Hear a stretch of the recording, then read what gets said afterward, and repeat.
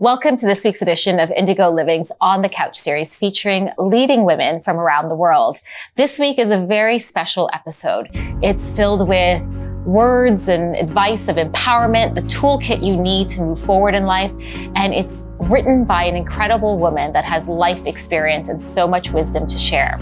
Please welcome to the show, Noreen Khan, the author of Now Step Up. Thank you.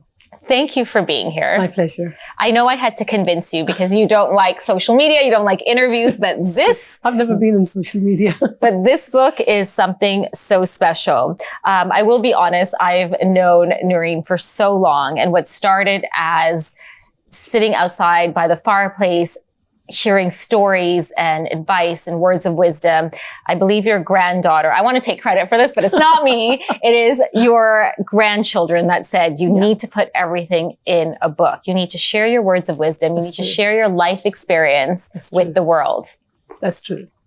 So how did that conversation take place? Because I have this conversation with my parents. I want them to share their life journey, but they just don't take the leap. Well, it goes back. We had a joint family system. So at one time, there was 4 generations living together. My parents, my children, my grandchildren, and then my husband and I. So we were 4 generations. And I had a most amazing relationship with my grandchildren because I got married very young. And there's no book or somebody that tells you how to be the perfect parents. You make a lot of mistakes, and that's a part of your journey. So when I had my grandchildren, I just felt it was a second opportunity for me to do or be a part of something, and I could do something better. So because we had a joint family system and because their parents were so generous, they allowed me to do that. So the morning breakfast was always mine. That was my time with them. And we would have this amazing, what they used to call gourmet breakfast. And we would it would be classical music, and I would do all these activities with them. That was my time with them. And so we developed this really deep bond and relationship, which I cherish, which is the most important part of my life. And this book actually was my purpose of sharing my journey with my granddaughters inspired me. And so when we were going through COVID, everybody was locked off. I was in Pakistan. My husband was really sick. And Alina said to me that this is the best time. Alina is my eldest granddaughter. She said, this is the best time, Dadi, for us to write the book. So we made a list of the chapters that we wanted to write about. And she interviewed me and we recorded it and then transcribed it. And then I edited it. And that's how the book came out.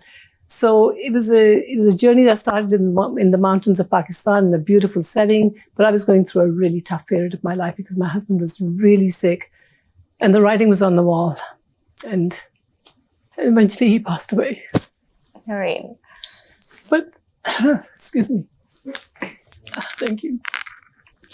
So the book is the legacy I want to leave behind for my children, for my grandchildren especially, because I think that they're living in a world that's so confusing and so out of control that all these millennials, and I'm very, very fond of millennials need to be grounded. They need to know that they're loved. They need to know that they're heard, they're accepted, that they are fine as they are, and they just need to know that there is someone supporting them. And this book is all about that. It's really a book that provides them with the nurturing, the nourishing, the support, the acceptance that they're seen, that they're heard, that they're understood, and they're fine. They're just fine. And they just need to live their lives, be authentic, and just go on this amazing journey of life. So that was the whole basis of the book. So you do talk about how to live your full potential. Yes. But what I loved look at all these Post-it notes. I was literally glued to this book. Thank you. For the past few days, because not only was I highlighting, I was just putting Post-it notes of references that I want to go back to. I mean, your acknowledgements to your children are so sweet because I know your kids and your grandchildren. So that really was the perfect way to start the book. But what I loved about it is there's the advice is not only about living your full potential, but it's about practical advice, being financially savvy and having that mindset, and how individuals can be independent financially, which gives them the self-confidence, how to invest strategically. Every story has a reference of an example of what you've gone through. So you talk about your father and having requesting a loan of $5,000. And he said no. Yeah. Yeah. How was that conversation? It wasn't a conversation. It was a letter. Just a no? We had gone through a really tough time, and I covered that in the book. And I was in a really bad situation, and I needed $5,000. And my father, or at least I thought he was a wealthy man. He wasn't, he had the money, he could afford it. So I sent him a letter, and I said, I need to borrow $5,000 because we're in a tight spot.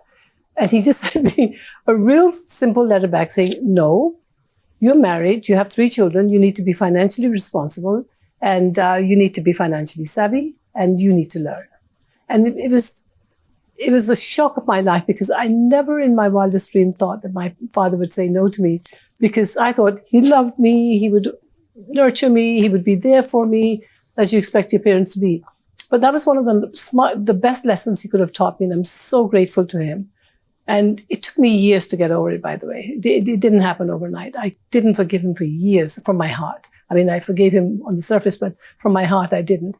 And there's a chapter on thank you notes. And one of the first thank you notes I wrote was to my father for saying no to me, because it taught me so many things. And I think being financially savvy is so critical for women, especially because women tend to let the men lead the way on the finances. And when life gets tough, they just have no clue about money management. They can't read a financial statement. They don't know what the budget is. They don't know where to spend. They don't know how to save. They don't understand interest rates. They don't understand credit cards. There's so many layers and layers and layers that I think women and men need to. These are some of the things I think that need to be taught in school. Just good old-fashioned budgeting, financial planning, money management, and having money not for a rainy day, but for an opportunity fund. Because if you have money saved aside, I love then that. when the opportunity comes, you can invest in something, and that all these things is what gives you the confidence to be yourself.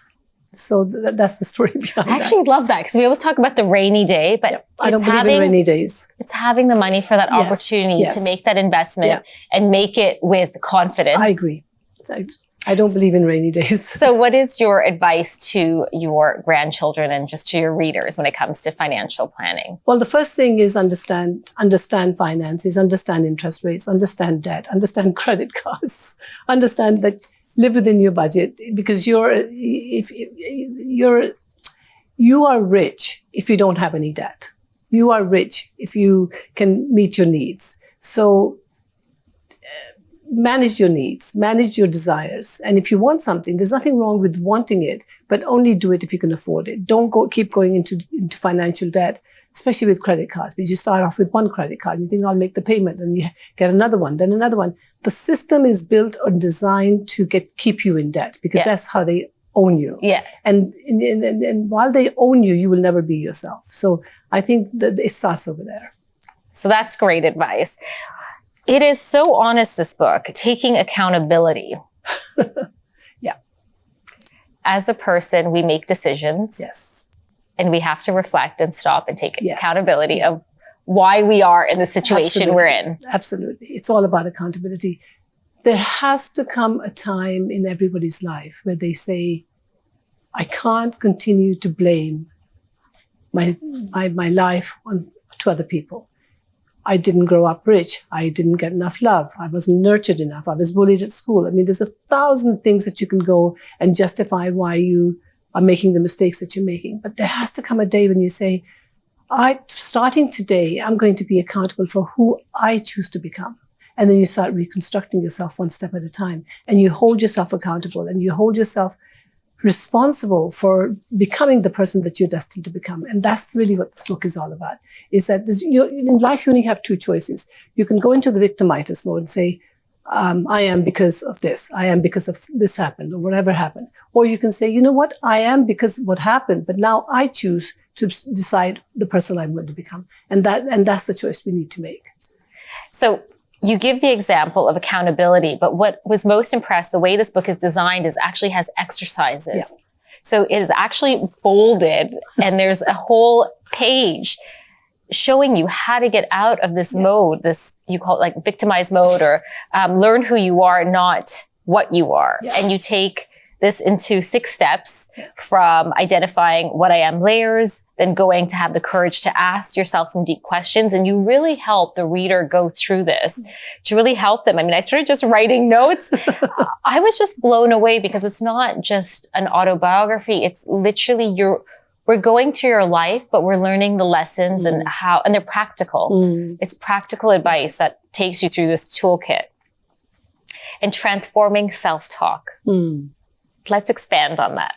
Well, I think that most of us tend to be our own worst enemies. No matter what we've got, it's never enough. And we are so critical of ourselves. And I think that if anybody else said the things that we say to ourselves, we would never accept it. So why are we getting away with saying some of the things that we say to ourselves?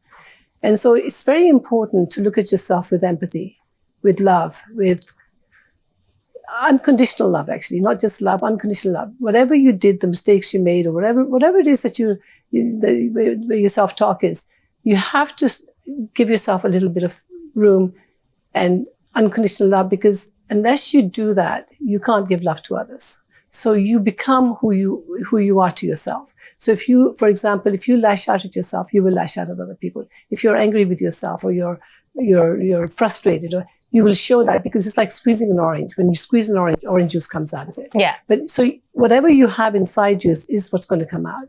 And you may be able to cover it up for a little while, but you have to have you have to transform the way you think and turn every thought into a positive thought, every negative thought into a positive thought. Because if you don't do it, no one else is going to do it for you. No one. Love. These are all nuggets of information. Chapter 5. Look, I have Post-it notes everywhere. Chapter 5. Reframing challenges in your life as a wake-up call. Yes. Right? We all go through these moments where we feel like this is it. I can't take the stress anymore. Absolutely. What is the first step to get out of that? I don't want to call it depression, but it's a low when we hit a challenge. When you hit a challenge, it knocks you out. And it's natural. It's perfectly normal and natural that it knocks you out. And then you have to just brush yourself up and say, okay, it's there. I have to face it. You have to not only embrace your challenge, but you have to befriend them and you have to accept them. Because the 2 questions that you have to ask yourself is, what can I do about this? And if the answer is nothing, then you have to have the faith and let it go. Because there's nothing else you can do about it. But if the answer is yes, I can do something about it, then the next question that you have to ask yourself, what do I do about this? Whose help do I need? And this is where it gets really interesting, because don't be afraid to ask for help when you need it. Because when you show your vulnerability, you're actually showing your strength. You're saying, I'm not okay. I need help. I need that friend. I need someone to talk to. And you've always got God to talk to, because one of the things, a question that I think everybody needs to know is that you're never alone. You've got your angels beside you. You've got God to talk to. So go there first. And then if you need more help, go to your friends. And don't be afraid to show your vulnerability. Because we all face challenges. We all face traumas. We all face hardships. We all face hurdles. So it's nothing new, but you just have to have the strength to say, okay, here's another hurdle. I didn't jump it right. I stumbled, I'm fallen, I'm hurt, but now I'm going to get up and say, what can I do about it? If there's nothing you can do about it, then let it go. Have faith. Love that. So God first, always. Absolutely. Always. You're never alone. You don't need a shrink. You don't need anybody else. Go to God first. And what we do is we go to everybody else, and then at the end, when we're really desperate, say, oh, God, please help me. Yeah. Why not just say, God, please help me first, and just empty out, talk to him, make him your companion, make him your friend, and then say, because then what happens is when you talk to God, through your thoughts, through your instincts, through your gut feelings, the answers come. And you'll get the feeling, oh, I need to go and talk to so-and-so. Where did that thought come from? Because we don't own all our thoughts. So where did that thought? And then the guidance and the direction comes. But go to God first and talk to him loud. Whenever I'm going through a challenge, I get in my car because that's the only private space I have. And I talk aloud. I love that. She has a big family. So yeah, I believe that. I'm never alone. So I get in the car and I talk to God and I empty out. And then after I've emptied out, then I'll sit in silence, meditate, and the answers come to me. I love that. So if you want to learn that, that's on page 25. But you have such a close-knit family. And because I've now know your children. All 4 generations. I know all 4 generations. I like to think I'm friends with all 4 generations. No, your family's very special and, a very successful family in your own right. You share this entrepreneurial spirit. It comes from you and your husband, serial entrepreneurs, angel investors. You've lived in multiple countries. What are some of the traits that you have shared with your kids? Like, what is the secret to success in so many ways? One, in business, because your family are all entrepreneurs, right down to your grandchildren, all entrepreneurs. So there's something that you've done. You have a magic formula. And this close-knit family that you've created, there is such an element of respect in your family that is seen. There's genuine love. There's authentic love and support in your family. So what is your secret formula? And I say this because this is words of wisdom. This is the secret formula is a round table. Round table. No, let's talk about business first. How did you create a series of entrepreneurs? The secret formula is still the round table, and I'll give you examples of it. We get together every single day and we have dinner together. And that's our family time. And it's sacred. And we never compromise it, especially when we were living all under one roof. And the rule was that everybody would share one thing that was good that happened today and one thing that they were challenged with. And the other rule was that we only have solutions here. We don't have problems. So we would go around the table and we would discuss everything. So I'll give you an example on the business side. In 2008, when we had the financial crisis, I just said jokingly, wouldn't it be nice if you could start a business where only happy people walked through the door and nobody came in with their problems, but they just wanted to celebrate life. But I said, the key is that we have to have a limited budget. It has to be fun. It has to be exciting. It has to be, and I laid all the conditions out. And by the end of the evening, we came up with sweet surprises, which Yes. It was a theme party store. And I swear only happy people walked through that door.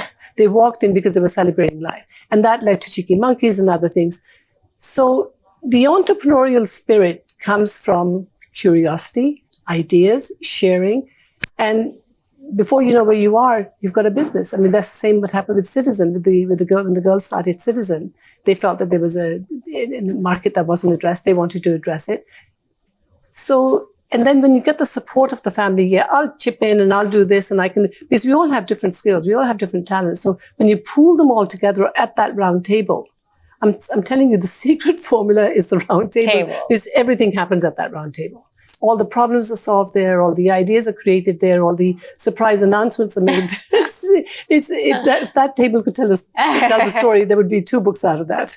I love that. And that is the secret for keeping the family close-knit and tight. Like I said, I think that to me, the secret of having a happy family is eating together and sharing time together and creating moments and creating experiences. When you don't eat together and you're eating at different times, the family's broken up.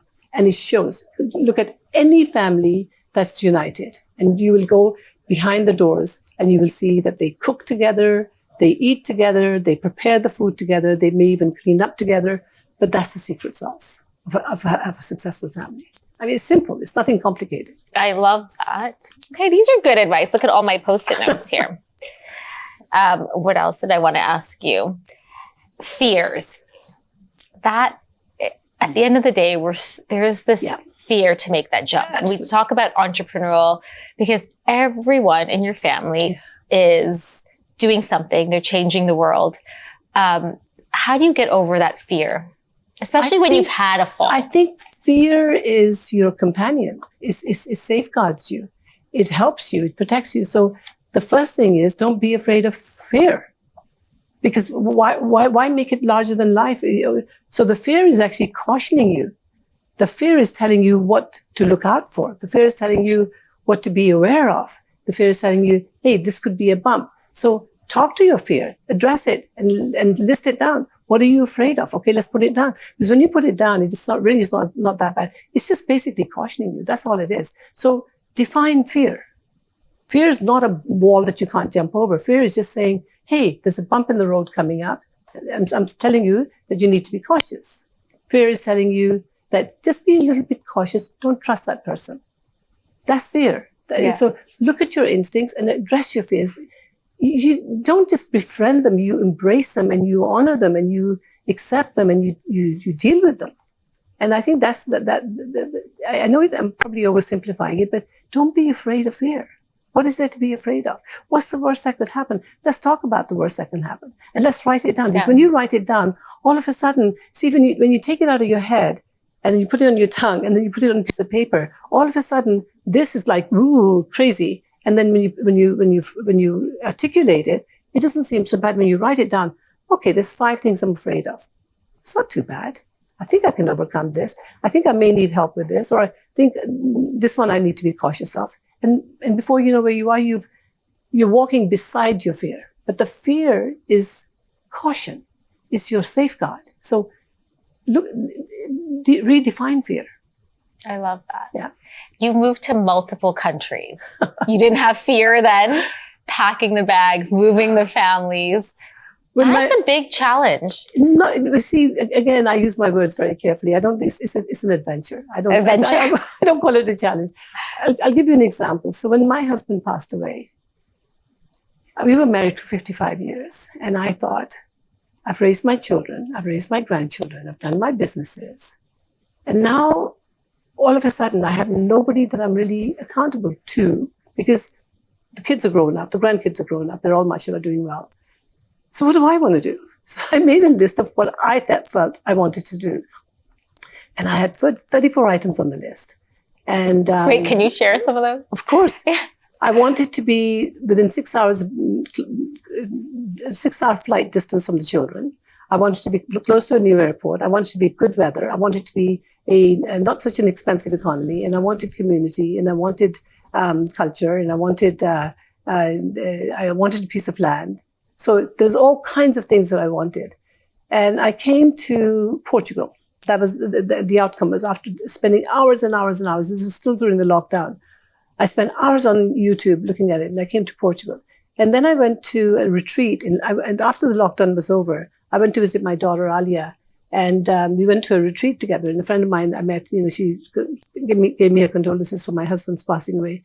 And she said, Auntie, what's your plan now? I said, well, I think I'm thinking of moving to Portugal. And these are my reasons. So before you go to Portugal, I'd like you to check out this place in Spain. And I said, I came home, I did a Google search on it, and I fell in love with the place without having seen it.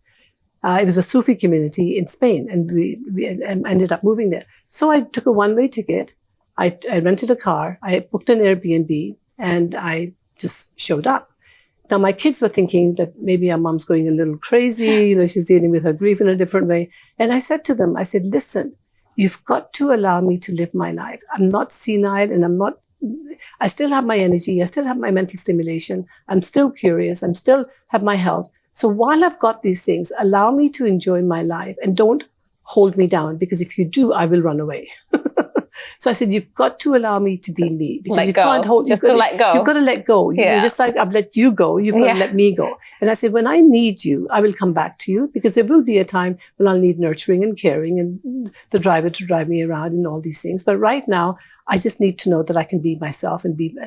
So I moved to Spain, and the lady I met who gave me the keys to the Airbnb, she became my best friend. And within 3 days, I knew this was home. So I ended up staying there for a year plus, and I loved every minute of it. And then my daughter came to see me. She found her husband there. Now she's living there, and I'm back in Dubai for various reasons, but I'm going there on the 14th. And so life offers you. Life is like a big buffet. Okay, you can have it all, but you can have it one bite at a time. You can't take it all. I love that. And that's how you have to treat it. So, and you have an opportunity. You have to know what you want to do. Like I wanted to go to Bali.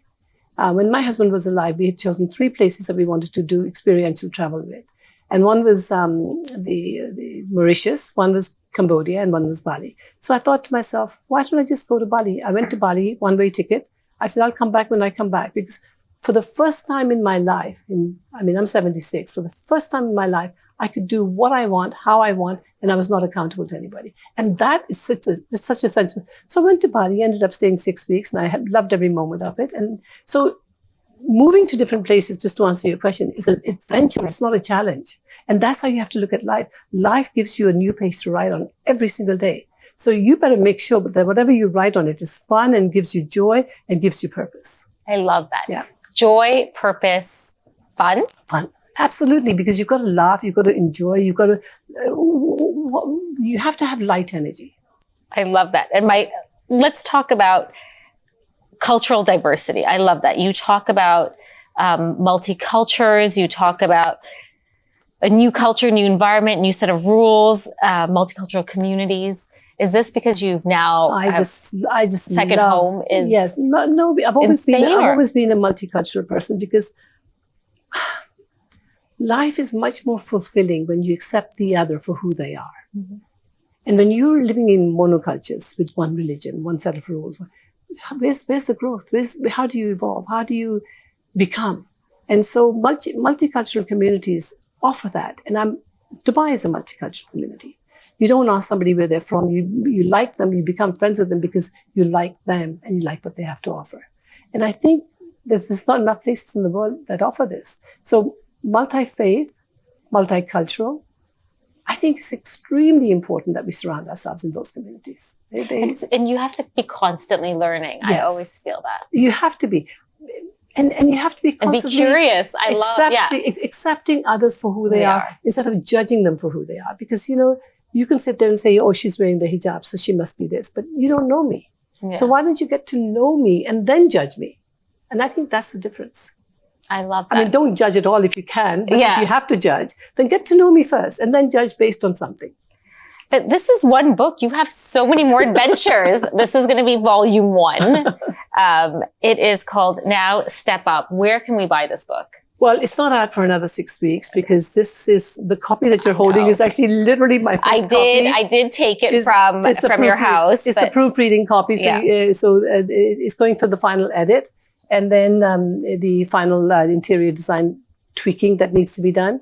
And I'm hoping that by the middle of October, it'll be on the market. Well, we're going to post when this book is out. We're so excited. This is going to be one for Christmas stocking stuffers. This is when you need to give a gift, when you want to feel empowered. There is so many nuggets of information. Honestly, I was just highlighting and post-it notes, and there's so much that you shared. Thank you. Thank you so much. I emptied myself out there. I really did. And there were things that I didn't even know I was going to talk about. And I give that credit to my granddaughter, Elena, because she asked me the questions that really pulled out information. And honestly, some of the information that I share here, I'd actually brushed under the rug or put it away and didn't even think about it. So in this book, I've really emptied out and I've shown my vulnerability in many ways, because it takes a lot of courage to talk about things that you've done in life and the lessons that you've learned. So it's definitely done with a lot of vulnerability. And you hit all the notes because you tell personal stories, but you also take the reader to explain the lessons, the failures, the challenges, and exercises of how they can really be the most authentic self and live their full potential. Yeah. Thank you so much for sharing your story. You're so welcome. We can't wait to feature this book in the next coming weeks. But before we go, Indigo Living, their motto is living beautifully. What does that mean to you? Whoa. Living beautifully. If you think about it as a home, I think it's a place where if I close my eyes and say, what does living beautifully mean to me? It would be a place where I'm nourished, where I'm nurtured, where I'm seen, where I'm understood, where I'm accepted. And most importantly, where there's no formal spaces. And I actually talk about this in my book. Every place should be a representation of you and your true self. And every place in the home should be super comfortable and cozy. That is the most beautiful answer. I love that. Thank you. Thank you so much for taking the time to be here. Thank you for filming this. I know this is your first time being on camera. But, I'm very lucky that I get to hear your stories and learn from you. And I'm so happy you're ready to share it with the world. I am ready. And thank you. And I'm so delighted that you're the first person who's interviewed me.